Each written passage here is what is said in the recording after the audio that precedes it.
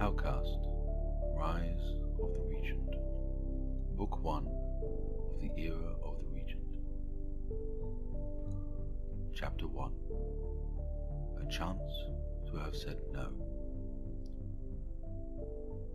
Hoping to unify North and South Steinham under the City of Trinima's blood-stained flag is a task the messengers themselves would never envy. I fear for our future, for while the change of technology brings us together, self-interest could tear us apart. War Leader Ammon, leader of the Southern Steinham Liberation Force. Year of the Messenger, 1612.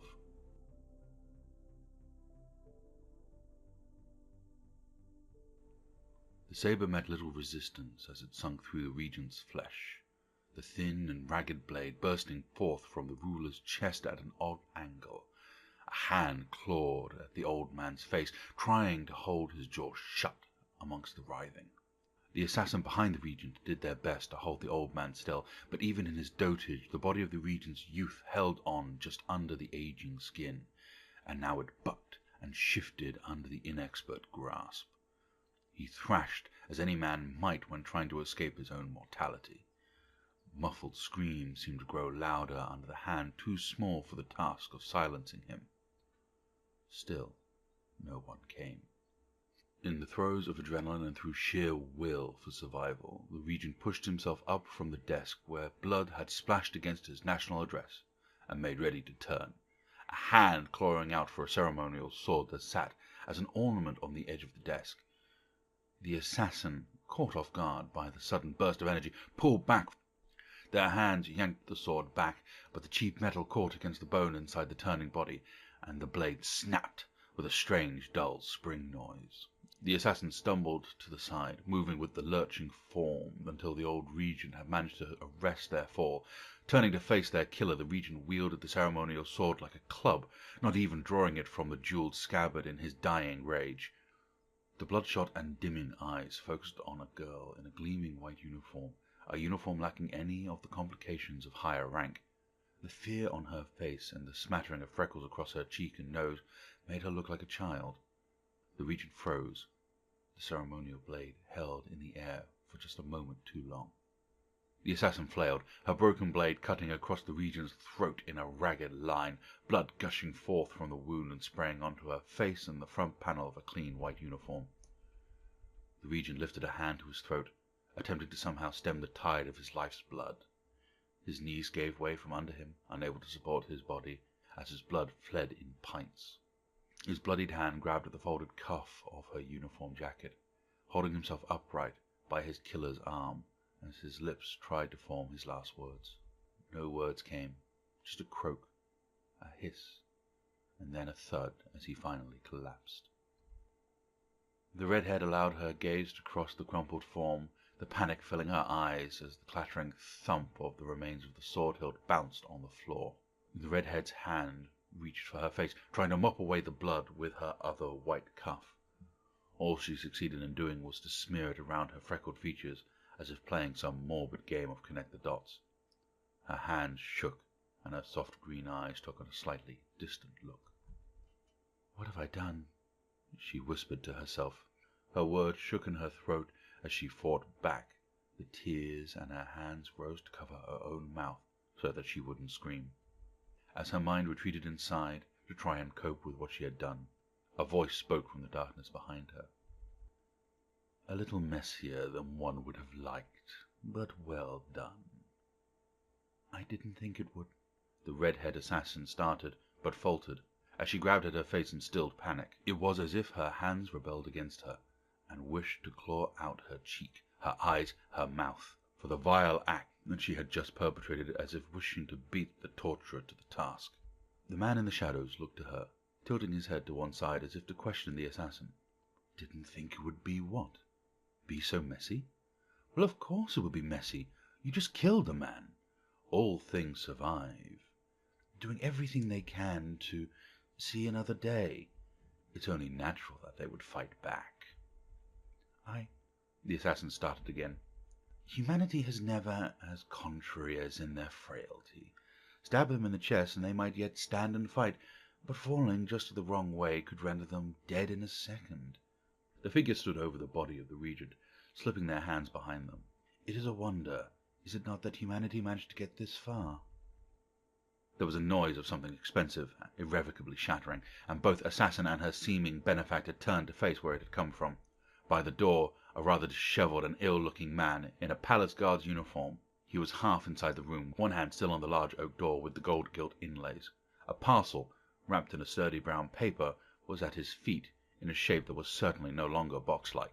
You weren't supposed to be here today," the assassin said, with no real strength to her words, holding the bloody hand out to him as if it was some sort of mitigating excuse for her actions. He looked between the bloodied young guardswoman and the corpse on the floor with the old Regent, blood pooling and filling into the grooves and travelling away as if the floor itself had veins. He looked up and then noted the other figure in the shadows, looking them in the eye. Red hate roared from his glare like an inferno as their lips curled into a snarl that sounded like the building beginning to be consumed by flames. The guard turned on their heels and fled, the shouts filling the new corridors with the noises of alarm. "You damnable idiot!" The baleful red glare turned on the blood-splashed, freckled assassin. "You assured me that I can't be seen here," the figure said before starting to slip further into the background, fading from view. "Deal with him!" With a lot less hesitation, the assassin sprawled through the gilt door after the fleeing guard, leaving a bloody smear on the ornamentation as she forced it open. Their running footsteps echoed through the marble-floored corridor as the guard rushed to the stairwell, but the other guard had been slowed due to coughing up phlegm. He had a notable head start on the assassin, and now stood by the stairwell, resting his hands on the balustrade for support, and went to yell his warning down the spiraling marbled stairs to his companions below, but as he drew in the deep breath needed, the lithe form of the assassin rushed up and grabbed at his collar, yanking him back with all her might. The pair stumbled backwards, the words the guard had been forming dying on his lips as the jacket bunched round his neck and reduced his yell to a muffled gargle. They sprawled to the floor, slipping on the slick surface as they struggled to their feet due to angle or blood. The sound of metal drawn from a sheath filled the air as the guard pulled his own saber. "You traitorous little—" he coughed, levelling his sword to her throat. She hesitated, feeling the sharpness of the blade on her neck as he turned it slightly and drew her by the chin, using the sword's edge as a rancher might use a whip to lead an unruly beast. She turned slowly, raising bloodied hands, radiating mostly fear as the other guard snarled. "You've broken every oath you swore. To him, to the city, you've killed."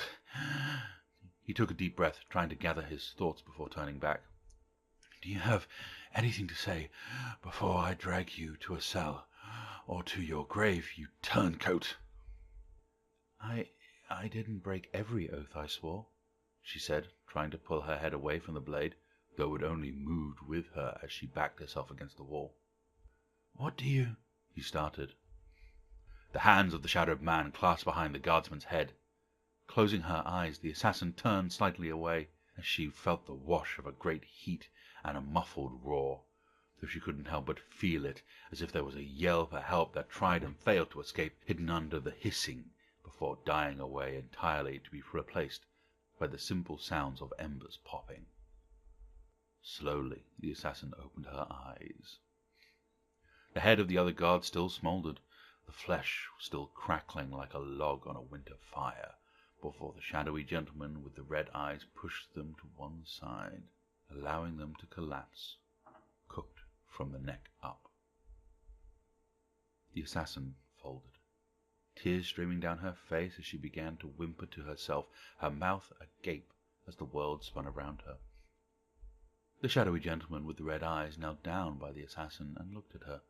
She almost looked as if she couldn't see him, just staring at her knees as she attempted to curl up like a child. Though when the gentleman tried to lay a hand on her, she swatted it away. Her reaction wasn't anger, though, but fear. "You have done well," the gentleman said.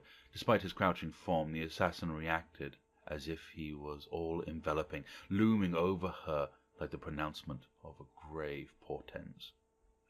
I can't," she started, a sentence falling into mutters and mumbles. It was a short time before another coherent sentence emerged. "Why did I do this?" she asked in a hollow whisper. "My dear, that part is very simple," the gentleman said, lifting a hand and placing it on his chest in calculated sincerity. "You did it for me." He drew a finger across her face, focusing her attention from the horrors of her own mind and to himself, though the look of fear did not lessen on the almost childish features. "You took what you needed to get what you wanted. Don't lose faith now." "I can't," she repeated, though this time her words were more forceful, and the gentleman in the shadows knew what she meant.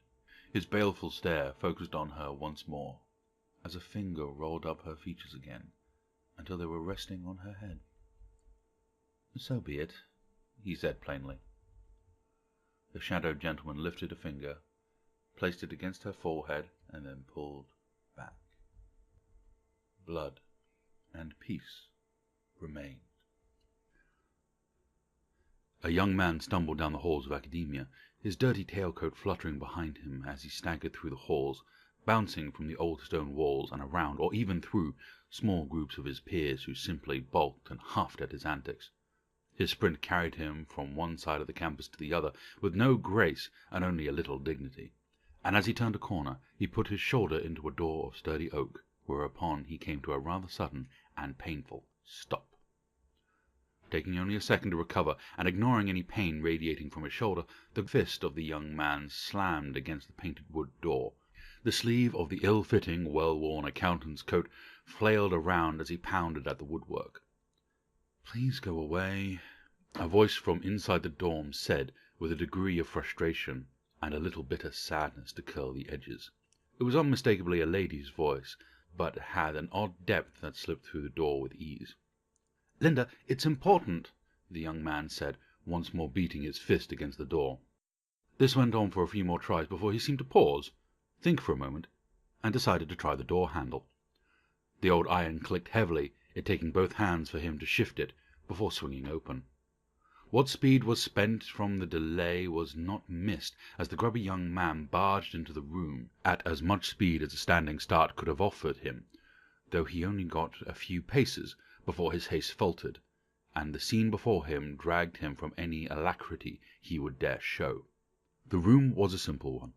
A singular and simple-framed window to the outside world showed the grasslands and the town beyond, while the room itself was filled with a sturdy wood-framed bed, a chair that was much larger than most, a desk that was not, a washstand, and a basin. Added to this was a number of books, clothes that hung from hooks around the room, and a music stand that looked half-folded, as it was often used and rarely put away. Not that you could see any of it. It had all been buried under the ruins of what had once been someone's academic life. Torn pages, ruined sheet music, thrown inkwells, and more had been cast across the room with great abandon. In the center of it all, holding the spilling remnants of a ruined book that had obviously borne the brunt of someone else's displeasure, was a giant. Despite her slumped and somewhat defeated air, she stood head and shoulders and chest above the young man's full height, and though not what some might call beautiful, she was possessed of a certain handsome charm, with soft and very long black hair tied behind in a bow. Only a sweep of black hair crossed her snow-shaded face, and slightly hid one of her impossibly black eyes. Her clothes were a simple grey long skirt and petticoats, with a short red jacket and folded-back sleeves, with a grey blouse and tall collar with a red ribbon tie. All looked as if they had been adapted to fit a woman nearly twice the scale of most women. "Oh, Clarky, come in, do." She welcomed him, though it had all the warmth of an eager taxman, and twice the stress therein. "Come in. I'd offer you a seat, but everything that isn't floor is covered with my broken things." "It's not like you to have a room this messy, Lynn," the young man said, slipping next to the giant as he stepped over and around the detritus that had scattered from pillar to post and back again, unmoved and unconcerned with her scale and appearance, as if it were but a scene he had watched 1,000 times before. The giant turned her low frustration into targeted, sardonic dismissal, and directed it all at Clarky with a glare reserved for someone's worst enemies or closest friends. Oh, certainly, Clarky, because it's very much like me to destroy months of study, to tear up my books, and to live among the refuge of my ruined school life. Clarky paused, taking a moment to fold his arms and remain absolutely still, as if he was shutting down other parts of his body to power up a brain seemingly deficient in fuel or thought. Linda waited patiently for his rebuttal, her mocking anger abating into a low simmer, and found that after a considerable gap had passed, he turned his attention back to her. "No, it's not." "What do you want, Clarky? I've got to try and rebuild this mess," Linda said with a sigh slipping from her lips as her hands waved to indicate the sorry state of affairs. "I have a paper due soon, and from what I can tell, all of my work has either been torn up or stolen. It's going to take me at least all of tonight to write this mess, so if you don't mind—" "Something's happening to Rebecca Ashbridge," Clarky cut in, slipping it into the conversation as if it had to be said, lest it be forgotten to time, or at least to memory. "You mean apart from her being covered in paint?" she asked, flailing one half of the torn manuscript at several words scrawled across the wall, written in a precise, painted hand where her books once sat. "I'm pretty sure her hand was in this. The curl of the G in go is a dead giveaway," Linda bemoaned, but such complaints sailed over Clarky's head as he looked sternly at his colossal compatriot. "She's in trouble," he said, once more derailing Linda's words with a sharp non sequitur. She paused, the forlorn irritation draining from her features as her indicating arms dropped to her sides. "What kind of trouble?" Linda asked, her attitude almost changing gears with a deafening clunk. "Something's happening to her, but no one wants to go near her. People don't know what it is, but they think—" He trailed off, shrugging and indicating Linda for a moment before his eyes cast up at her again. "Look, you have every right to not do anything, but I didn't know who else might help." Linda folded her arms, taking her turn to switch off all other processes in order to consider the situation. It didn't take long for her to start shaking her head and offering a quiet curse under her breath. Dropping the ruined books on the equally destroyed bedsheet, she took a quick stride towards the door, past Clarky, and with one hand opened it with ease. "Right, let's go," she said, pausing only long enough to slam the door shut after Clarky stepped out with her. The corridors of academia, having seen Clarky run one way, was not surprised to see him and the giant that he accompanied running back the same way he had come. Those with more perspicacity slipped to the side with an almost practiced ease, and those with less found themselves diving for any doorway, window, or potted plant to escape the charge. It took little time to pass through the quadrangle and into a lavish common area, stocked with plush chairs and long sofas that surrounded short tables, with art and flyers dotting the walls. Linda ducked through the door and strode forward, though as they got closer to the crowd, who turned to stare, Linda's confident steps waned until she shuffled the last few steps and did her best not to note the glares of contempt and anger directed at her. All she could do, or she could hope to do, was look over the heads of the comparatively tiny crowd and into the center of the ring they had made around the prone figure.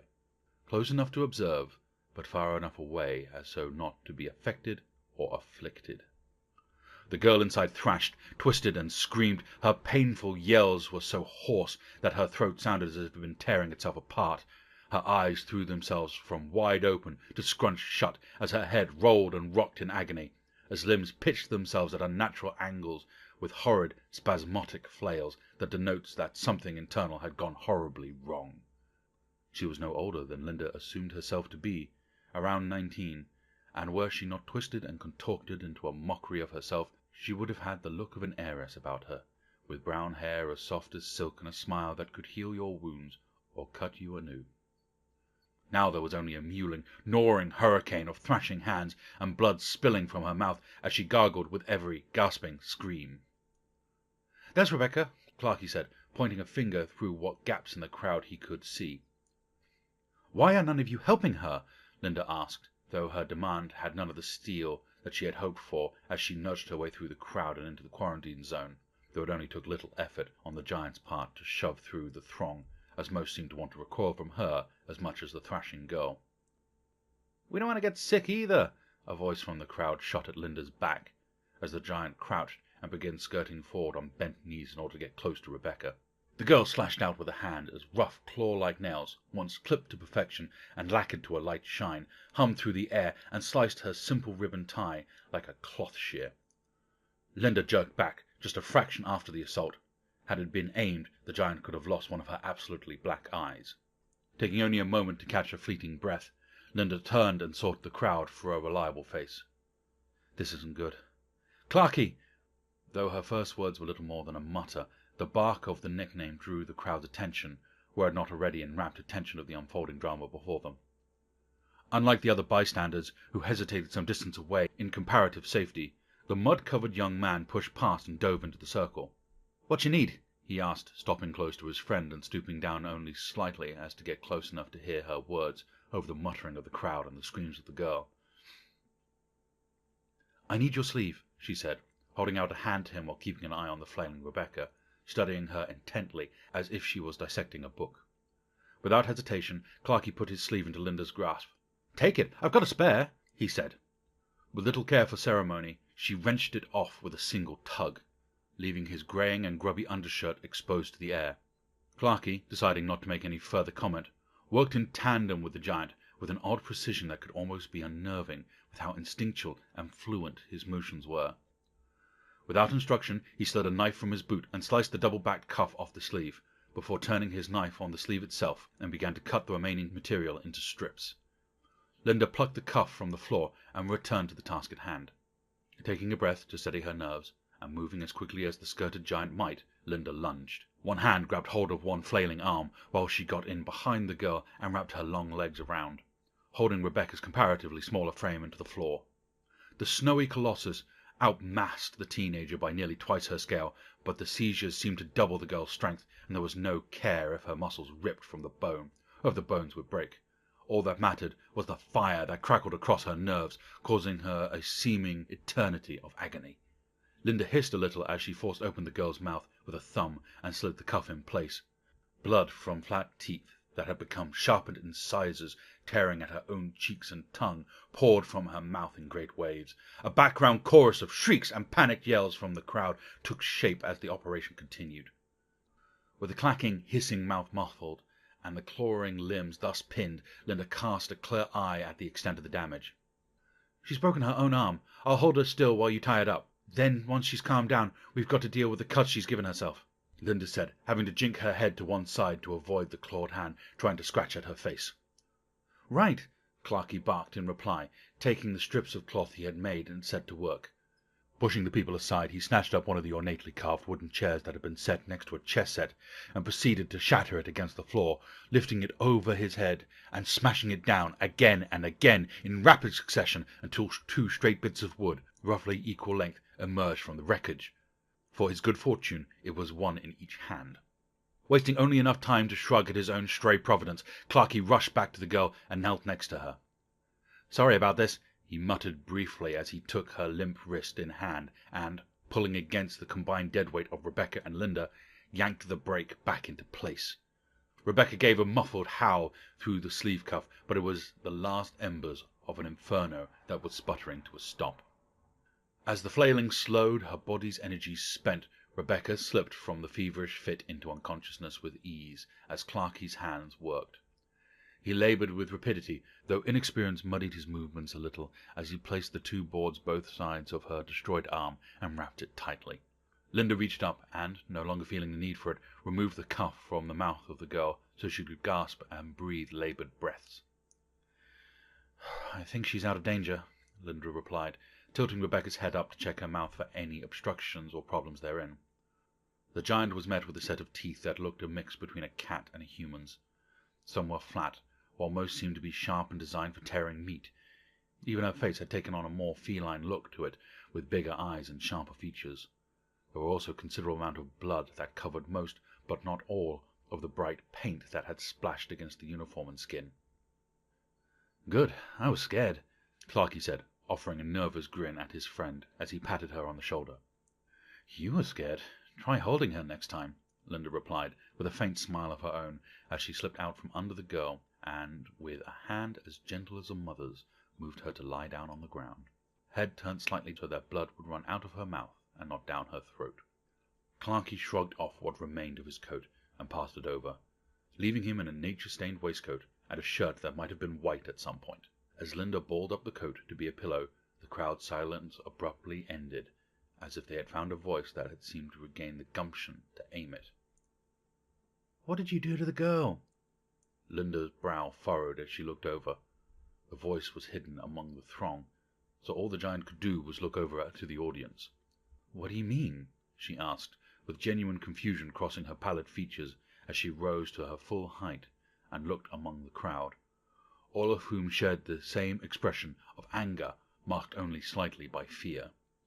"She was in your room not half an hour ago," another voice continued, as the audience glanced strayed from the newly transformed girl and back up to Linda.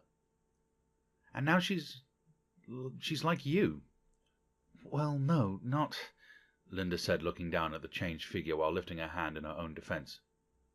"Change her back," another voice from the crowd behind the giant shouted, and the circle that had been so unwilling to get close to Rebecca during her change seemed a positive mob on the cusp of teetering into violence. Linda spun at the yell and noticed for the first time that the ring of people not only kept others out, but locked both herself and Clarky inside. But I didn't." Linda tried to protest, but found it swept away in the angry yelling as the crowd of students began to bay for blood. Clarky, standing next to her, also lifted his hands in the hope that he could placate the crowd before them. "Lynn, we're going to get beaten up," Clarky said with a slight tremulous whisper to his voice. "Yeah, I see that," she muttered in reply as they backed together. Clarky's hands balled into fists whilst Linda spread her stance slightly, ensuring that she'd be able to keep herself steady in the rush that was about to happen. If they were to suffer, at least they'd go down swinging. The crowd's wrath, however, was halted by a piercing din of a clanging handbell, the noise bouncing off the walls and causing everyone to murmur to a halt, for if nothing else, in the hopes that the noise would go away. With an odd caution, the crowd turned and opened the prison circle, showing off the figures of a small squad of campus guards. Once attention had been gained, the lead guard muffled the bell and made a sucking tut of displeasure at the scene. "You're coming with us, students," the lead guard said, stating as fingers stabbed in the direction of Linda and Clarky. Turning that hand over to a thumb at the students, the two guards of the squad circled the giant as best they could. Despite their gleaming blue and steel grey uniforms, ornate tall bicon hats with plumage, neither of them could outmatch the student they were supposed to be guarding. A third, smaller guard slipped past the two and put a hand on Clarky's shoulder to douse any protest he may have. Still, the pair complied, hands turning slightly up at the wrist to show that they had no real wish to seem a threat. With this small sign of acceptance, the college guard took the giant by the elbows and her comparatively diminutive friend by the shoulder, turned, and marched off with them in hand. They left the rest of the squad to tend to the downed girl, wrapping her in a blanket and spiriting her away from the scene. Soon enough the monochromatic giant was deposited, rather unceremoniously, into the singular and rather small seat of an office that would have taken most of an oak copse to furnish. Old desks, pockmarked from age and scarred from lifetime of use, sat among wooden bookshelves, lecterns, and even a few carved busts of patrons and heroes of the college. Clarky had been left outside the room for now, under the supervision of one of the campus guards. Behind the broad desk sat the dean of the college. He was a man of ornate taste that looked as if he had enjoyed his fair share of faculty dinners, and behind him sat a sword that had been broken in half. Another man, resplendent in his wealthy suit that bore none of the needless frippery that tried to make the dean seem more of a man of means, stood examining the ruined blade as the dean began to talk. "Marker?" The dean started, shifting in the creaking chair he occupied in the same way that water filled a jug, sloshing before settling and filling all available space. "I'm sure you know why I have brought you here." "Actually, sir, I don't," Linda replied, feeling somewhat confined by the ever-present guards that stood a pace behind and either side of her shoulder. The dean, who looked warm in a relatively cool room, cleared his throat before sipping from a rather broad wine-glass. Another round of throat-clearing followed, as well as another adjustment of position, acted as a prefix to his continuation. "You're here, Marker, because I want you to undo whatever it was you did to that poor girl." "What I did?" she asked with some incredulity. "Yes, whatever it was that you did to the girl, we want you to undo it, or stop it, or reverse it. Quite simple, wouldn't you agree?" "But," Linda protested, or rather attempted to. "My understanding is that you and Miss Ashbridge did not really have the greatest rapport with one another," the Dean cut in, leaning his mass across the desk to try and seem warm and inviting. It gave the impression of ooze sloughing across the table. "Well, no, but then again, the same can be said with my relations with almost everyone here. But, after all, the lovely Miss Ashbridge is a society belle, and has a great future before her, and it's only natural that one such as yourself might feel a touch of jealousy towards such a lovely creature, isn't it?" the Dean asked, almost salivating over the description of the girl with every compliment he gave. Linda shuddered. "I don't... You're not going to get punished, but the girl is the daughter of an important family. The Ashbridges have been benefactors of this college for a great many years." "No one would have guessed," Linda replied with a dry sarcasm, as her black eyes looked out the window to Ashbridge Quad, which sat oddly quiet against the autumn backdrop. The window was positioned in such a way that the Dean could look out and see, but people would have a harder time looking at him. "So, if you would just undo whatever it was you did, we can say no more about it," he finished, leaning back with an air of a king who had forgiven a grave and almost certainly fatal matter. "Let bygones be bygones. I can certainly do what I can to talk to the Ashbridges down from any real ramifications, and we can put this all behind us as some sort of prank, just went somewhat awry, right?" "But I'm trying to tell you that I didn't do anything," Linda finished, trying to snap the Dean out of his self-imposed litany. The silence that followed had an ominous depth, as the face of the Dean froze, and then fell. His little eyes, swimming in a mass that was his face, darted to the side to look behind him briefly, as the wealthy-looking man turned and glared at Linda with the cold intensity of an ice age. Linda averted her eyes from him, looking more at the papers on the desktop for lack of an alternative. You didn't?"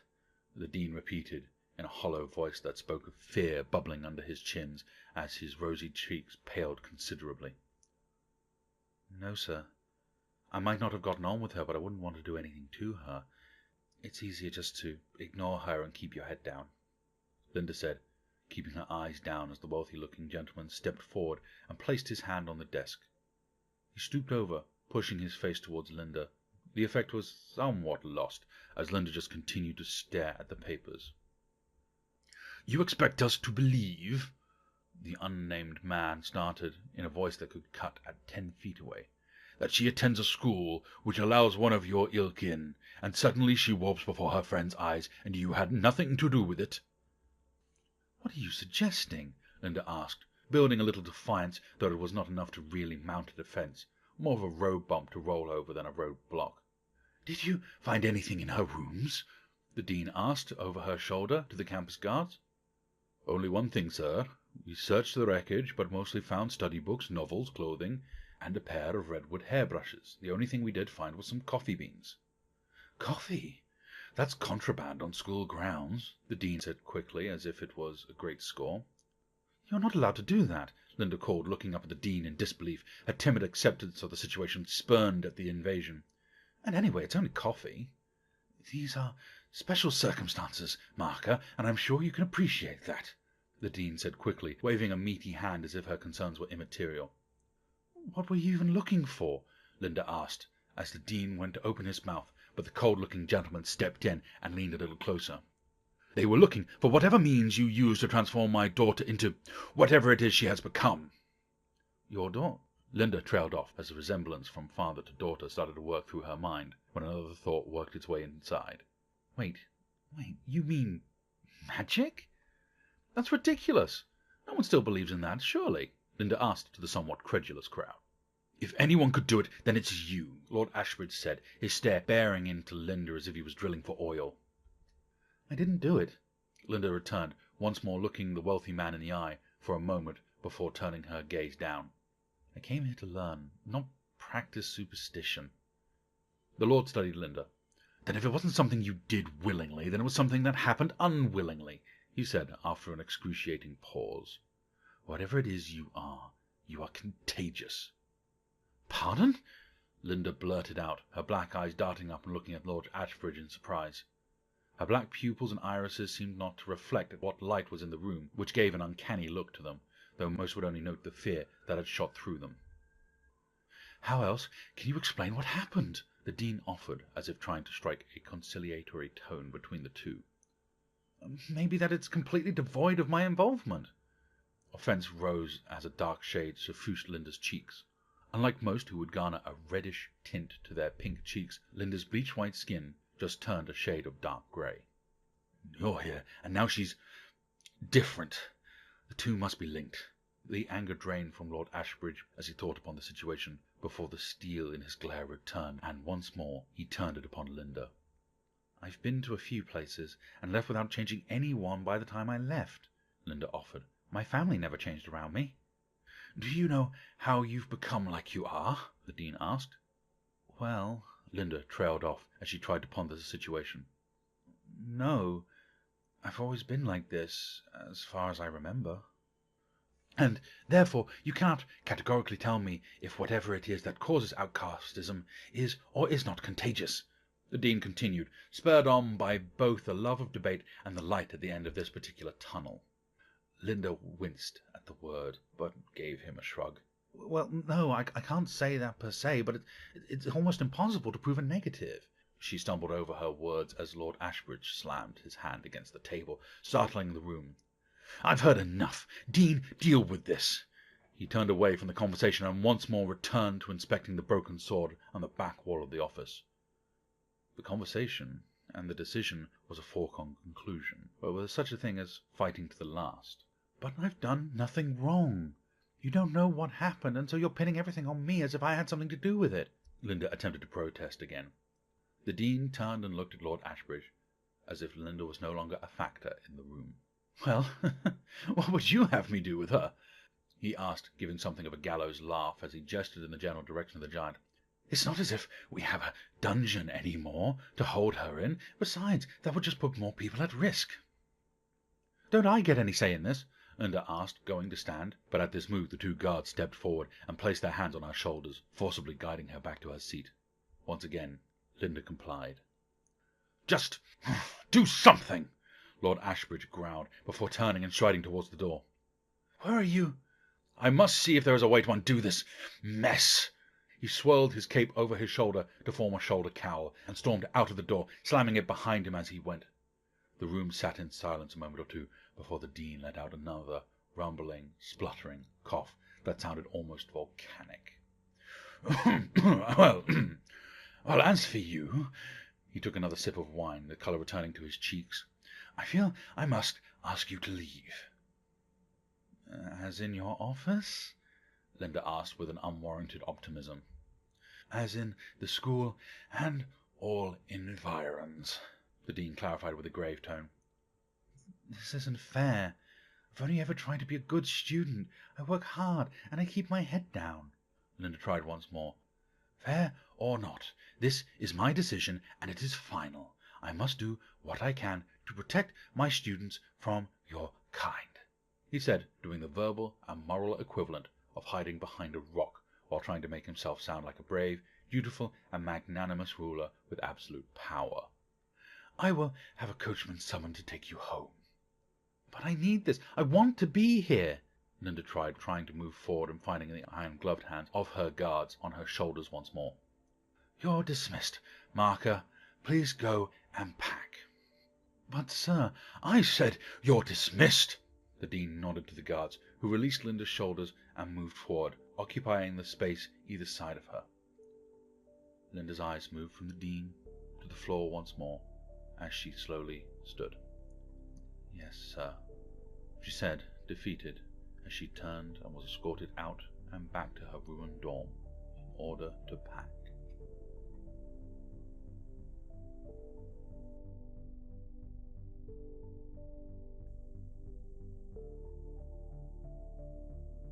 That was the end of Chapter 1 on Rise of the Regent.